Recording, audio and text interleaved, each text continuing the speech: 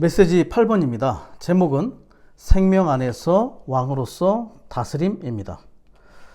우리가 국어에서 볼 때 조사가 로서가 사용이 되면 도구격 조사라고 이야기를 하고요.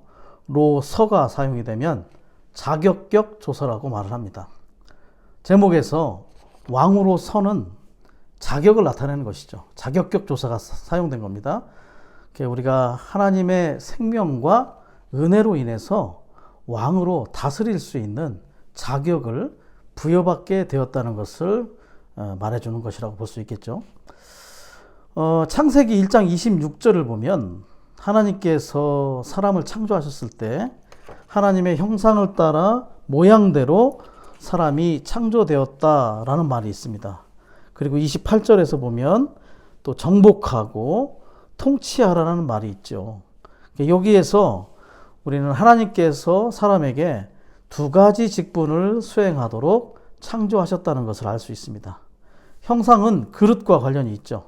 하나님을 닮고 하나님 가까이에서 하나님으로 조성되어 하나님을 표현하는 제사장 직분을 수행하도록 하기 위한 것입니다.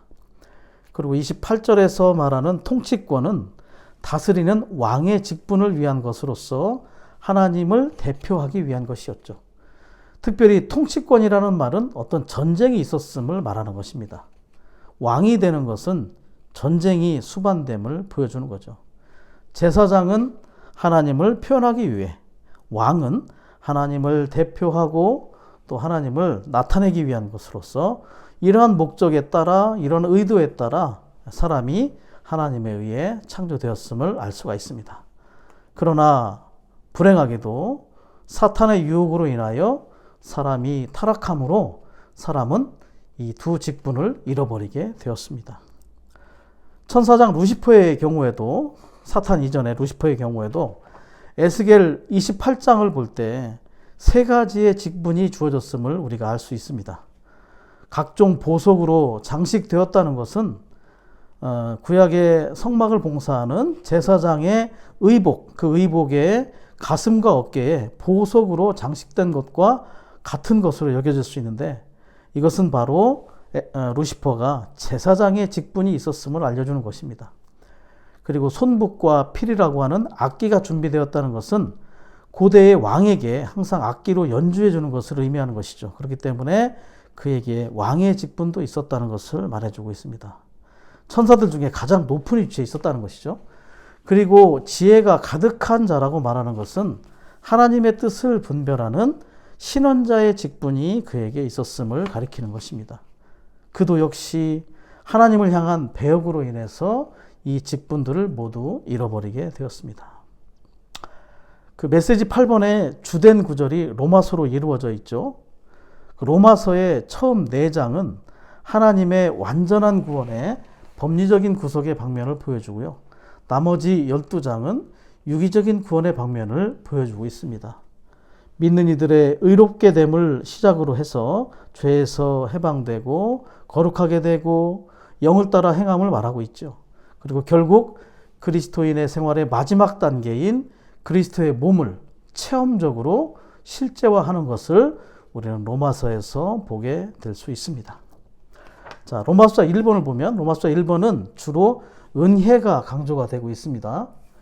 하나님의 완전한 구원 중 특별히 은혜를 통한 하나님의 유기적인 구원의 방면이 생명 안에서 왕으로서 다스리는 것임을 말해주고 있죠.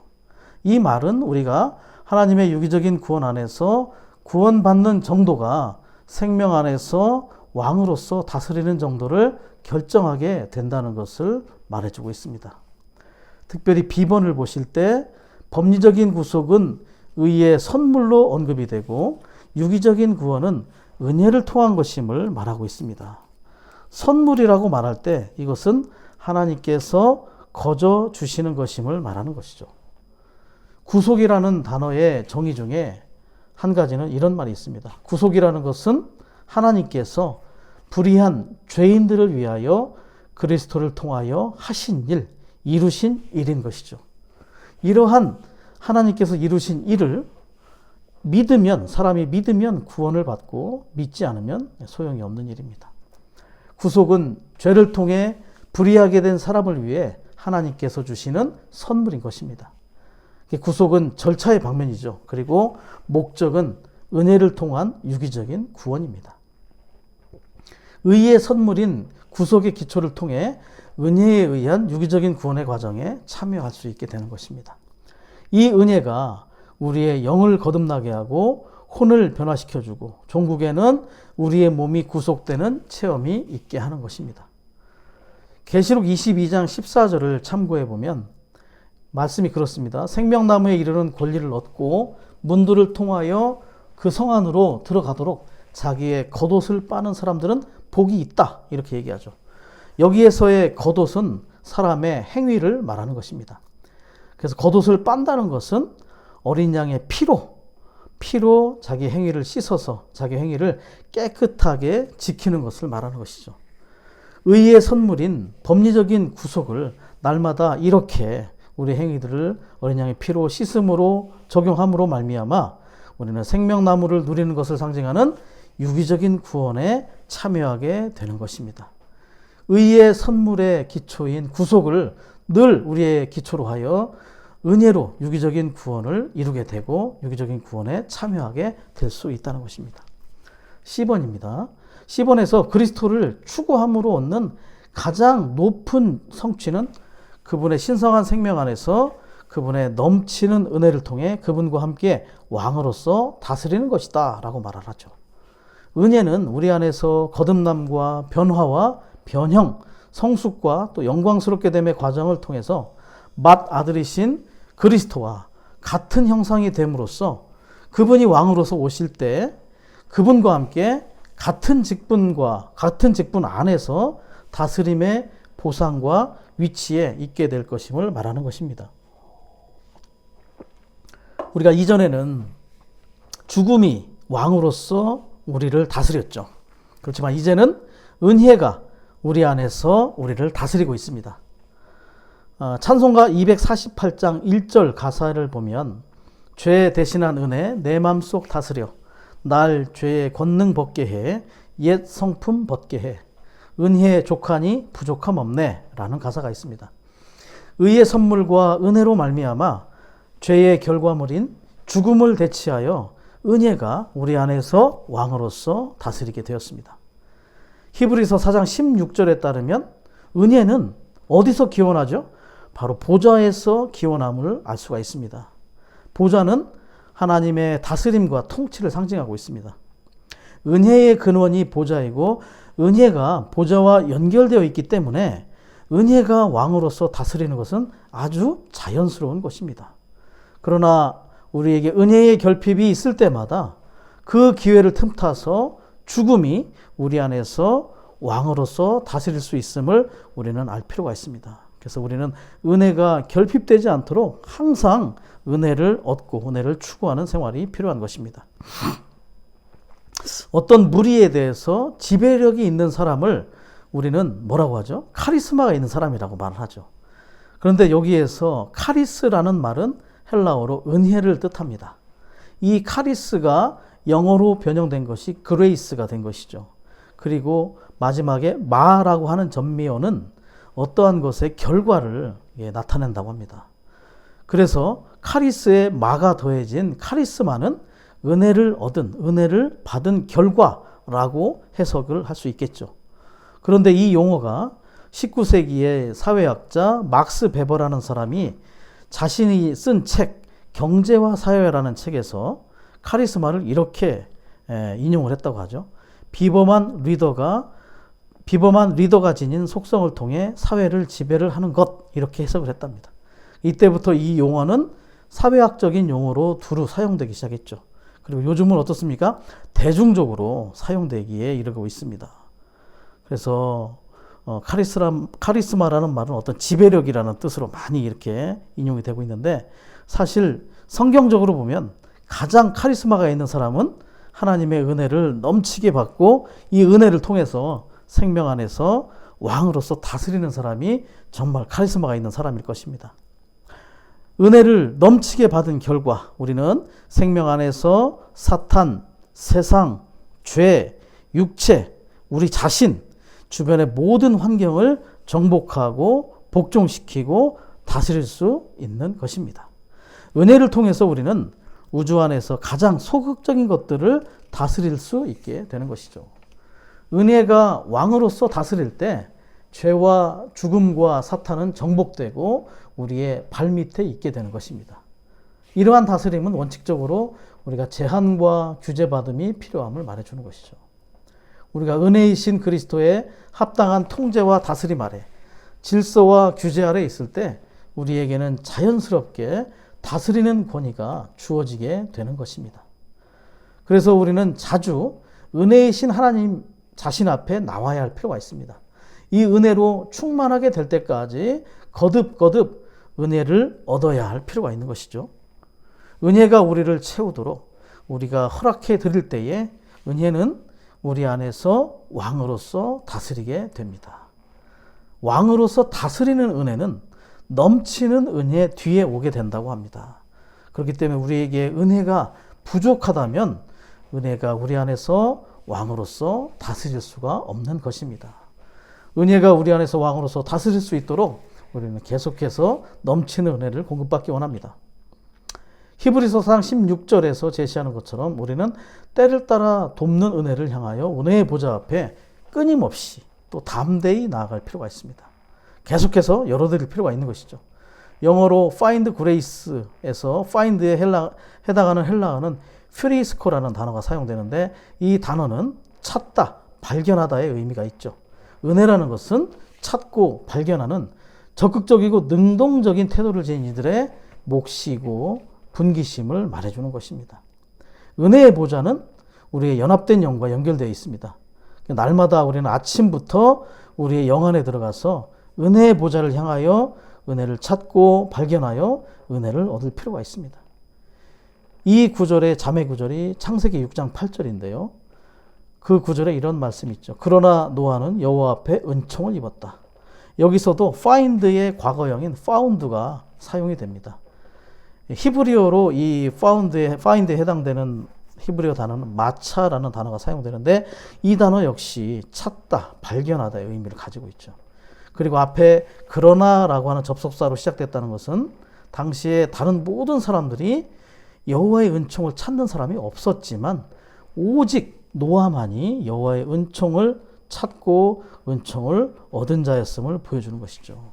그렇기 때문에 그는 여호와로부터 받은 계시에 따라 방주를 건축한 그 식양에 따라 방주를 건축하는 일을 계속해서 할 수 있었던 것입니다. 구약에서는 주로 은총이라는 단어가 사용되고요. 신약에서는 은혜라는 단어가 사용됩니다. 은총은 영어로 favor라는 단어죠.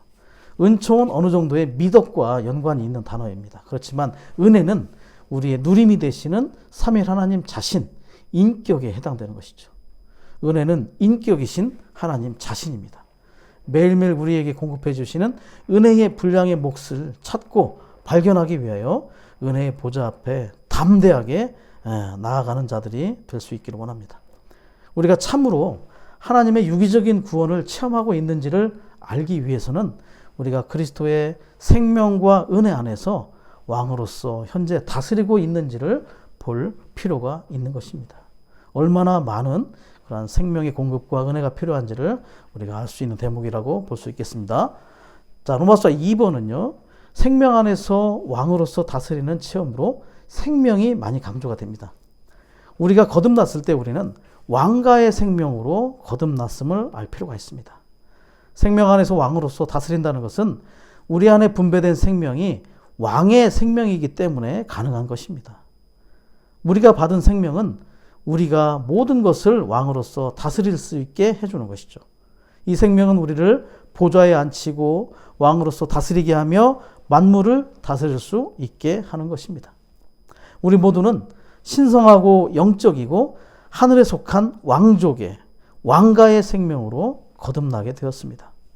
우리가 받은 이 생명이 우리에게 왕으로서 다스릴 수 있는 능력을 주는 것이죠. 이 신성한 생명 안에서의 다스리는 것을 통해서 모든 부정적인 것들, 복종하지 않는 온갖 것들에서 우리를 구원하는 것입니다.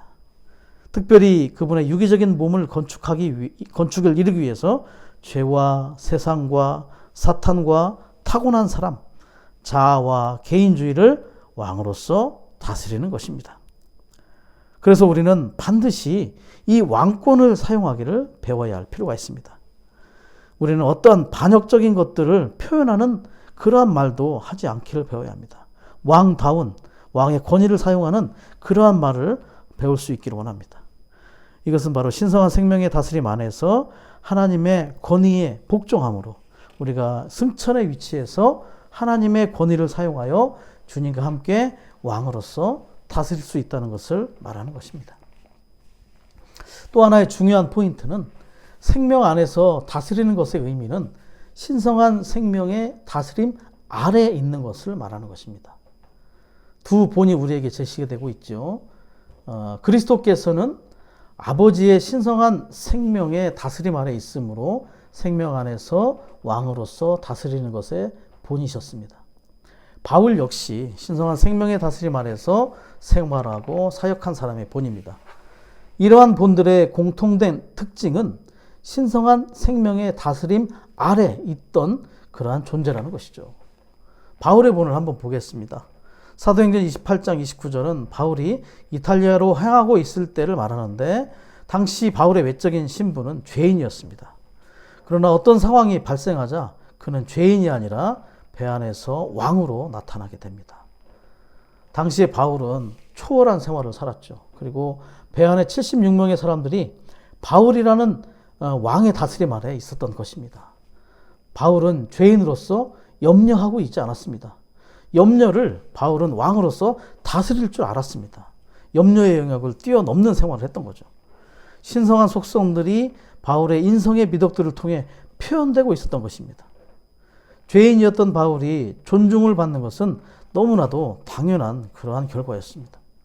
생명과 은혜가 바울의 내적 존재를 다스리고 바울이 그러한 다스림 아래에 있었을 뿐만 아니라 그로 인해 주어진 권위가 왕권이죠. 이러한 권위가 바울로 하여금 왕으로서 다스리도록 자격을 부여해 주었음을 보여주고 있습니다. 생명 안에서 왕으로서 다스릴 수 있는 권위를 가지려면 우리가 먼저 이 신성한 생명의 다스림 아래에 있는 자들이 되어야 합니다. 신성한 생명의 다스림 아래에 있을 때 어둠의 권세에서 구출받고 빛의 영역 안으로 들어가서 왕국 안에 살고 왕국에서 달콤한 사랑 안에서 다스림받고 제한을 받는 생활을 할 수 있습니다. 왕국에 해당하는 영어가 킹덤이죠. 킹덤. 킹과 덤이 이렇게 합쳐진 건데 킹은 왕이라는 뜻이고 덤은 도미니언이라는 다스림이라는 두 가지가 합성된 말입니다. 왕이 다스리는 거죠. 결국은 왕이신 그리스도의 다스림 아래 제한받는 것이 왕국 안에 있고 왕국 안에 사는 것입니다. 생명 안에서 왕으로서 다스리는 것은 또한 오늘날 우리가 왕국의 실제 안에 사는 것임을 말해주고 있는 것이죠. 이렇게 말할 수 있습니다. 우리가 반역적인 많은 것들을 생명 안에서 다스리려면 우리가 먼저 주님께 순종하고 복종하고 다스림 아래 있어야 한다. 우리가 먼저 복종하고 순종하지 않는다면 어떤 것도 우리에게 복종하지 않을 것이기 때문이죠. 우리가 왕으로서 다스리려면 우리가 먼저 누군가의 다스림 아래 머물러 있어야 하는 것입니다. 우리가 그리스도께 복종하는 위치를 취할 때 우리 안에 은혜가 임하게 되고 그 은혜가 결국은 우리 안에서 왕으로서 다스리는 실제를 가져오게 되는 것입니다.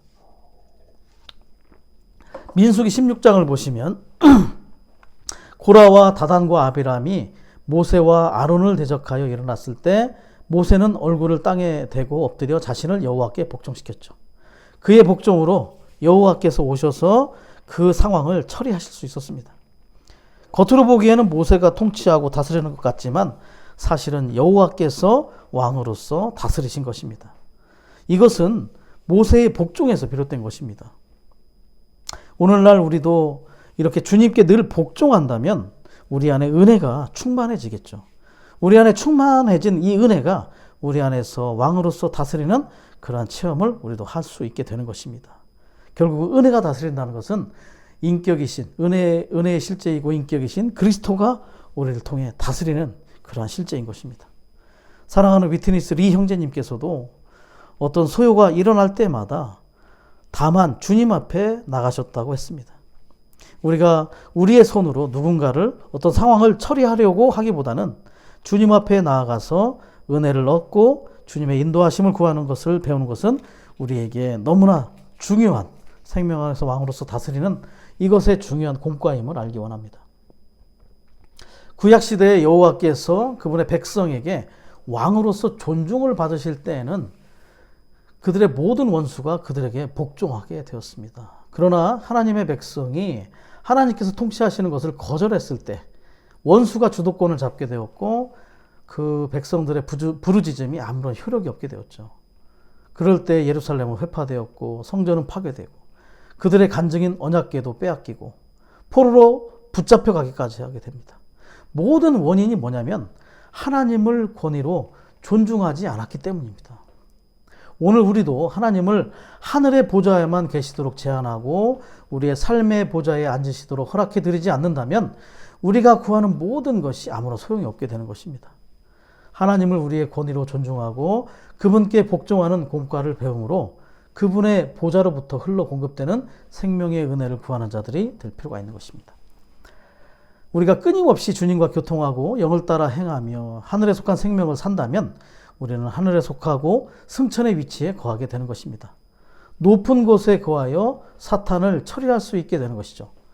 타고난 천연적인 방법과 수단으로 땅에 속한 생명을 산다면 우리는 하늘에서 내려와 전쟁의 위치를 잃어버리는 것입니다. 그럴 때 우리는 원수를 처리하지 못하게 되는 거죠.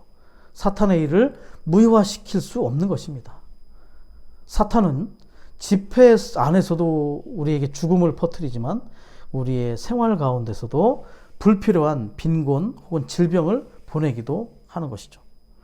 그러나 우리가 승천의 영역 안에 산다면 우리는 어떤 빈곤과 질병이 이것이 하나님께서 허락한 것인지 아니면 사탄이 가져다 준 것인지를 분별할 수 있게 됩니다. 이러한 분별을 통해서 사탄이 가져온 빈곤과 질병을 부인하고 대적함으로써 우리는 그 상황을 또 왕으로서 다스릴 수가 있게 되는 것입니다. 우리의 성질을 또 예를 들어보겠습니다. 우리의 성질을 다스리는 비결도 성질을 이기려 하는 것이 아니라 성질을 다스리려고 기도하는 것보다 우리의 영을 사용하고 영 안으로 돌이켜서 주님께 복종하는 것이 훨씬 더 효과적입니다. 주님께 복종할 때 모든 반역이 우리 앞에 굴복되는 체험을 할 수 있습니다. 뿐만 아니라 우리의 교만이나 사람을 비판하는 것, 혈기와 분노 역시 우리가 주님을 생명으로 취하여 그분을 따라 살고 그분께 복종할 때 굴복할 수 있게 되는 것입니다. 주님의 다스림에 복종하는 것이 우리 주변에서 발생하는 사소한 모든 문제들에서 구원받는 비결이고 또 생명 안에서 왕으로서 다스릴 수 있는 비결이 여기에 있음을 볼 필요가 있습니다. 우리 안에 설치된 보좌를 우리는 늘 바라보아야 할 필요가 있습니다. 이 보좌가 우리 눈에 보이려면 우리의 하늘이 늘 맑아지는 것이 필요하죠. 이 보좌가 우리의 어디에 있습니까? 우리의 영 안에 있습니다. 우리가 영 안으로 돌이키기만 하면 우리 주님과 또 보좌와 연결될 수 있음을 기억하기 원합니다. 우리는 주님의 이름을 부름으로 스위치를 켜기만 한다면 속에 있는 전기와 연결되고 즉시 우리는 동력을 얻게 되는 것입니다. 계속해서 주님의 이름을 부름으로 주님과 연결될 수 있기를 원합니다. 우리가 주님께 순종하고 복종할 뿐만 아니라 또 우리는 로마서 13장 1절에서 7절까지에서 언급하는 것처럼 자기 위에 있는 권위들에게 복종하는 것을 배울 필요가 있습니다. 모든 권위는 하나님에게서 오는 것이죠. 하나님께서 세운 것입니다. 그러므로 직장에서 상사에게, 학교에서 선생님에게 복종하지 않는 것은 결국 그들을 세우신 하나님께 거역하는 것을 말하는 것입니다. 심지어 한 나라에 세워진 대통령도 보좌에서 결정된 것이기 때문에 우리는 대통령에게 또 정부에 거역적인 태도를 지니는 것은 옳지 않습니다. 대통령을 포함한 권위들을 향해 비판하거나 거역적인 태도를 보이기보다 그들을 위해 기도하는 것이 오히려 우리에게 축복일 것입니다. 그렇지만 이게 쉽나요? 그렇지 않죠? 마음대로 되지 않는 것임을 또 알 수가 있습니다. 사람이라는 자체가 타고난 본성 안에서 거역적이기 때문에 쉽지가 않습니다. 오로지 변화된 사람이 복종할 수 있습니다. 정상적인 교회 생활 안에 있는 사람으로서 우리는 학생은 교사와 또 직장에서는 상사와 또한 정부와 합당한 관계를 가질 필요가 있습니다. 이것이 생명 안에서 왕으로서 다스리는 자로서의 합당한 태도입니다. 10번입니다. 10번에서 우리는 생명 안에서 왕으로서 다스리는 자의 합당한 영의 태도를 볼 수 있는데, 이러한 자의 영은 항상 강하고 살아있어야 하고, 수동적이지 않고 능동적이어야 하며, 부정적이지 않고 긍정적이어야 하고, 느슨하지 않고 부지런해야 한다. 이러한 영을 가진 사람은 질서에 맞게 자신의 위치를 지키고 하나님의 권위에 복종할 뿐만 아니라 강한 믿음을 가지고 승천의 위치에서 끊임없이 권위를 행사한다. 특별히 권위를 가지고 기도하며 전쟁하는 기도를 함으로 하나님의 행정에 참여하며 동역한다. 우리의 화요일 그 교회의 기도 사역이 이러한 왕들의 권위가 있는 전쟁하는 기도를 하는 그러한 실제가 있기를 정말 주님 앞에서 기도합니다. D번입니다. 생명 안에서 왕으로서 다스리는 것은 주님께서 우리의 마음을 이끄시도록 해드리는 것이다. 2번, 생명 안에서 다스리는 것은 하나님께서 왕으로서 다스리기 때문에 신격에서는 아니지만 생명과 본성과 표현과 기능에서 하나님이 된다. 우리의 내적 존재와 관련이 있음을 말해주고 있는 것입니다. 로마서 3번을 보시면, 로마서 3번은 우리가 생명 안에서 왕으로서 다스린다면 로마서 6장에서 16장까지에 제시된 모든 항목 안에 있게 됨을 말해주고 있습니다. 로마서 5장에서 언급하는 은혜를 넘치게 받은 결과라고 볼 수 있겠죠. 생명 안에서 왕으로서 다스릴 때 우리는 내재적인 방면에서 기질적으로 거룩하게 되도록 하나님의 거룩한 본성으로 적셔지고 채워지고 있는 것입니다. 이럴 때 우리의 연합된 영은 생각 안으로 확장되어 우리의 생각을 새롭게 하고 하나님의 받아들이신 그리스도의 형상과 같은 형상을 이룰 수 있고, 우리의 온 일생 내주하시는 영의 도장 찍음을 통해서 우리의 죽을 몸도 영광스럽게 될 수 있는 것입니다. 우리는 또한 외적인 환경적인 곤경과 고난을 넉넉히 이길 수가 있습니다. 우리 자신 안에서는 이기지 못합니다. 넉넉히 이길 수 있는 비결은 첫 번째, 그리스도의 승리이죠. 이 승리하신 그리스도께서 생명 주시는 영이 되셔서 지금 우리와 한 영 되어 연합되어 계십니다. 우리는 그리스도와 함께 이김으로 모든 것을 초월할 수 있게 되는 것입니다. 우리가 소유한 그리스도께서 죽음과 부활과 승천의 과정을 통과하시고 지금은 하나님 오른편에 앉아 계시고 우리를 위해 중보기도 하고 계십니다. 이 모든 것이 가능한 것은 그리스도의 사랑과 우리가 끊을 수 없는 관계를 맺었기 때문이죠. 우리는 본디 야생 올리브 나무의 가지들이었습니다. 그렇지만 참 올리브 나무이신 그리스도 안에 접붙여짐으로 말미암아 그분과 연합된 생명 안에서 연합된 생활을 할 수 있게 된 것입니다. 이렇듯 생명 안에서 왕으로서 다스리는 것은 하나님과의 연결 안에서 유기적인 구원을 완전하게 체험하게 해줍니다. 완전한 구원의 목표인 생명 안에서 다스리는 결과를 낳게 되는 것이죠. 로마서 5장에 생명 안에서 왕으로서 다스리는 것은 로마서의 나머지의 열쇠를 여는 열쇠임을 볼 필요가 있습니다. 생명 안에서 왕으로서 다스림의 결과는 그리스도의 만족과 즐거움과 기쁨을 위하여 그분의 이기는 신부로 조성될 수 있는 것입니다. 이제 우리 안에 있는 모든 반역의 요소들이 사라지는 그러한 체험을 할 수 있게 되는 것이죠. 자, 로마서 4번입니다. 신성한 생명의 다스림 아래서라는 전제에서 생명 안에서의 왕으로서 다스리는 결과는 실질적인 몸의 생활임을 말하는 것이다. 특별히 로마서 12장과 13장에서의 몸의 생활을 언급하고 있는데 신성한 생명의 다스림 아래 주님을 향해 살 것을 요구하고 있습니다. 몸의 생활을 위해 가장 높은 미덕들을 표현하는 생활을 사는 비결이라고 할 수 있는 것이죠. 로마서 12장 9절부터 21절까지 묘사된 것처럼 우리가 다른 사람들과의 관계에 있어서 하나님에 대해서 박해하는 이와 원수에 대해서 그리스도의 높은 미덕들을 살아낼 필요가 있는 것입니다.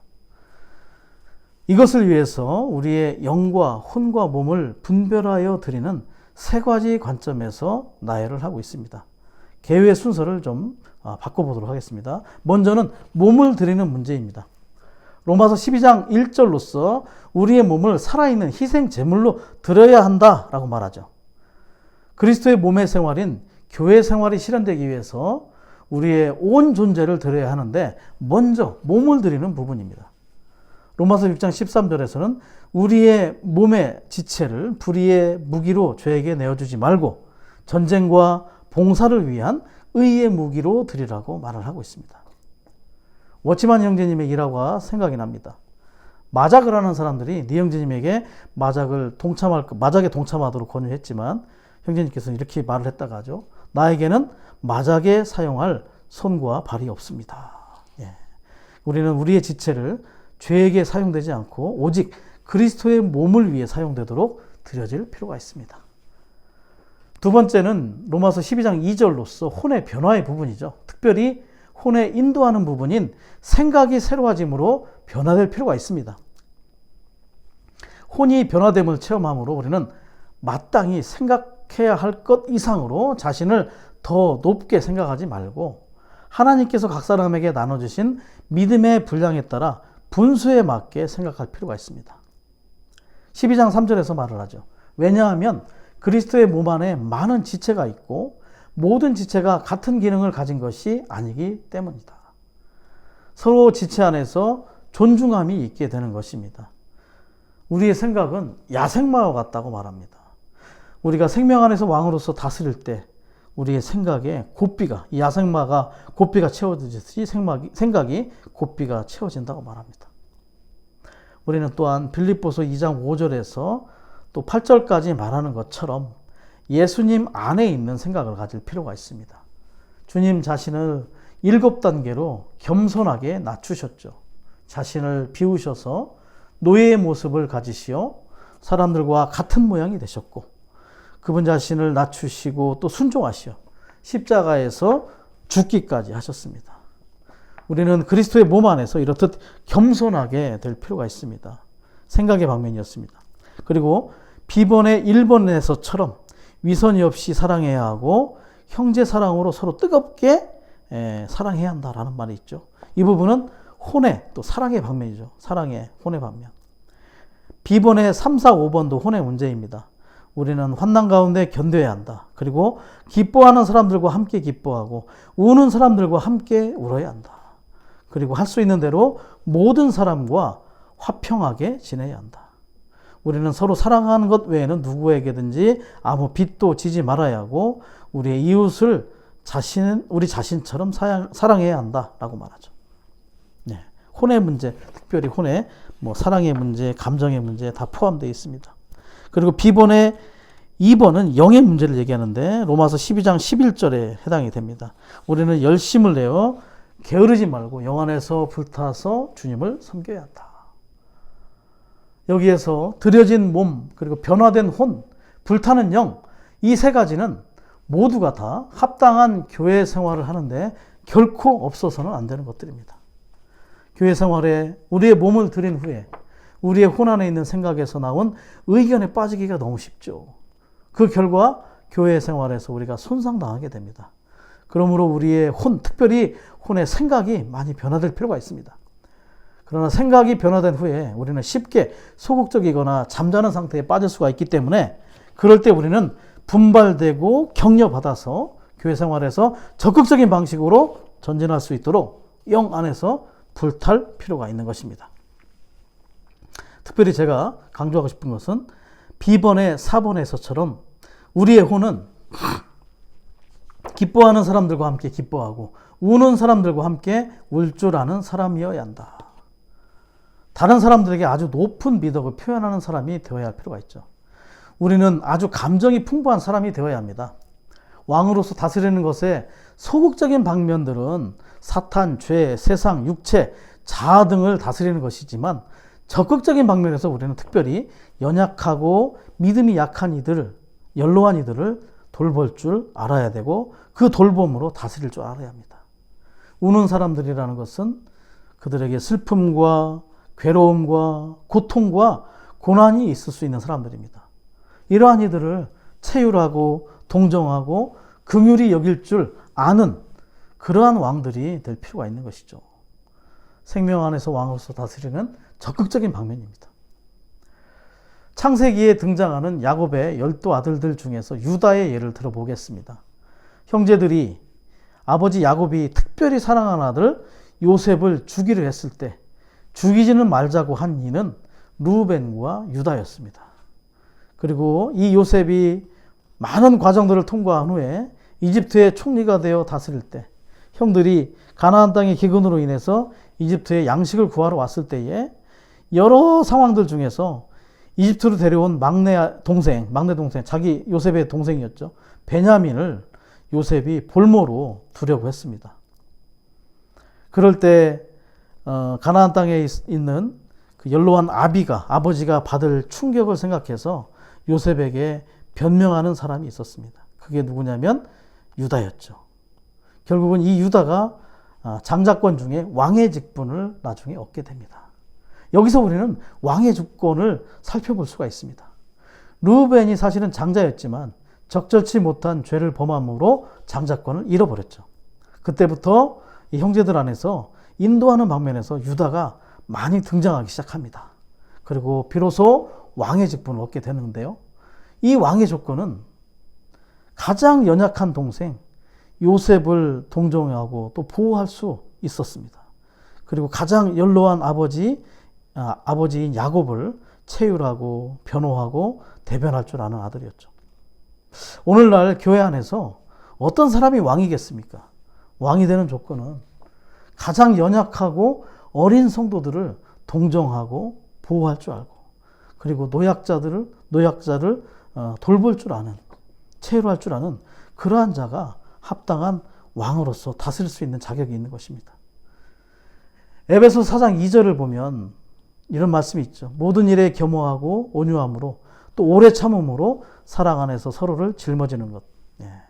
겸허하여 자신을 낮추고 온유함으로 자신을 위해 저항하지 않고 오래 참을 수 있는 사람이라면 다른 이들을 짊어질 줄 아는 자일 것입니다. 이것이 오늘날 왕으로서 다스릴 줄 아는 그러한 사람이겠죠. 우리는 다른 이들을 이렇게 생명 안에서 은혜를 통해 체휼하고 동정하고 돌보는 그러한 다스리는 자들이 될 수 있기를 원합니다. 그렇기 때문에 왕으로서 다스리는 것은 장자권에서 말하는 것처럼 우리의 유업의 일부로 또 우리는 설명할 수 있을 것입니다. 로마서 5번은 사도 바울의 본을 따라 생명 안에서 왕으로서 다스림으로 각 지방의 교회들을 그리스도의 몸의 교통 안으로 이끌어야 한다는 것을 말하고 있습니다. 생명 안에서 왕으로서 다스리고 신성한 생명의 다스림 아래 생활할 때 그 결과는 참되고 실질적인 몸의 생활인 것이죠. 생명 안에서 왕으로서 다스리는 사람의 본에서 첫 번째 항목은 복음을 전하는 것입니다. 신성한 생명의 다스림 아래 있다면 자연스럽게 우리는 복음을 전하는 사람들이 될 것입니다. 그리고 나서 복음을 통해 얻은 그 성도들을 자연스럽게 그리스도의 몸의 교통 안으로 이끌 수 있게 되겠죠. 자, 몸의 교통을 알아보기 전에 교회의 입장 3가지를 먼저 살펴보겠습니다. 첫 번째는 우주적인 몸의 하나가 있죠. 두 번째는 유일한 지방 입장, 그리고 하나의 영의 실제입니다.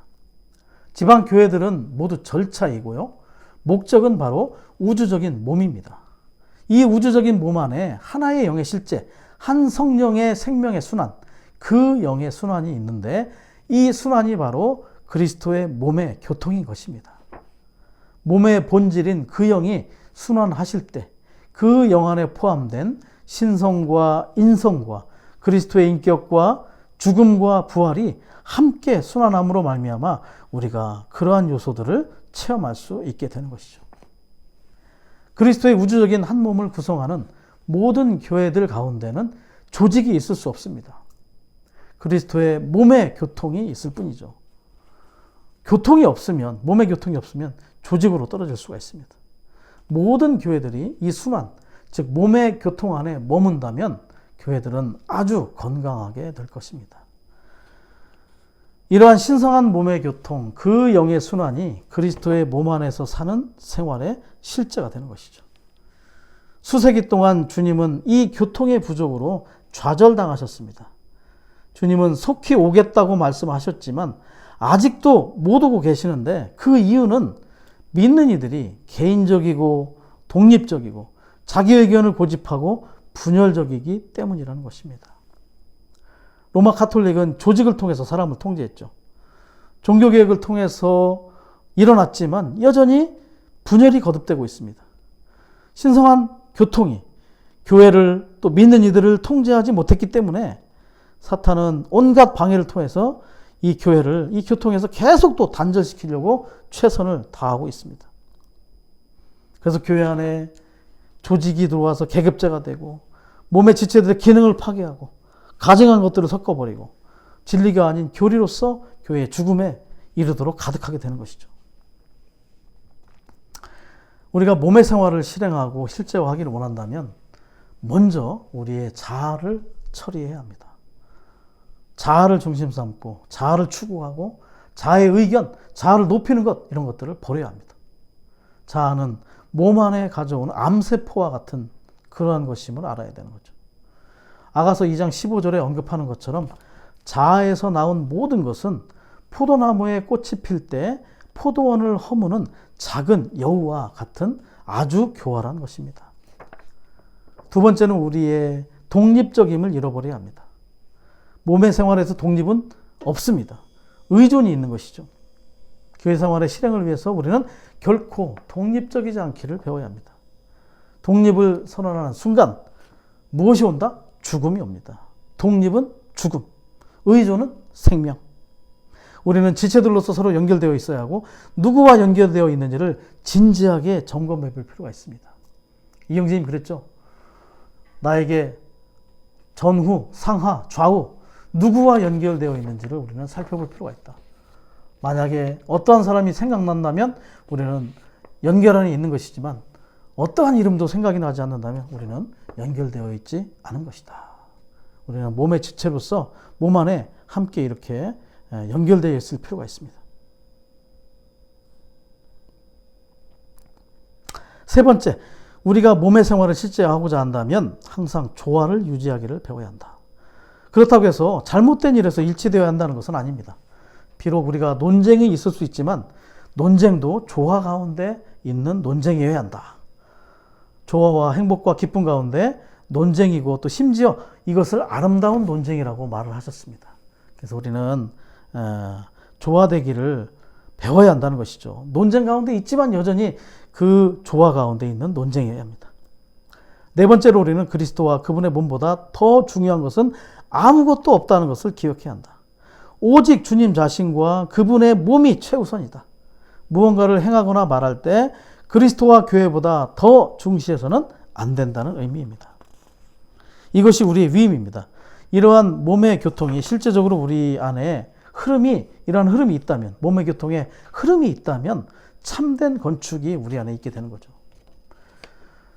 오늘 우리가 이 교통 안에서 제한받고 이 교통 안에서 그리스도의 몸의 하나를 지키고 또 사역의 일이 계속 전진함으로 말미암아 모든 지방교회들이 그리스도의 몸 안에서 교통하는 것에 의해 이러한 합당한 흐름이 있다면 화평의 하나님께서 사탄이 우리의 발 아래 짓밟히게 하실 수 있도록 우리가 동역을 이끌어낼 수 있을 것입니다.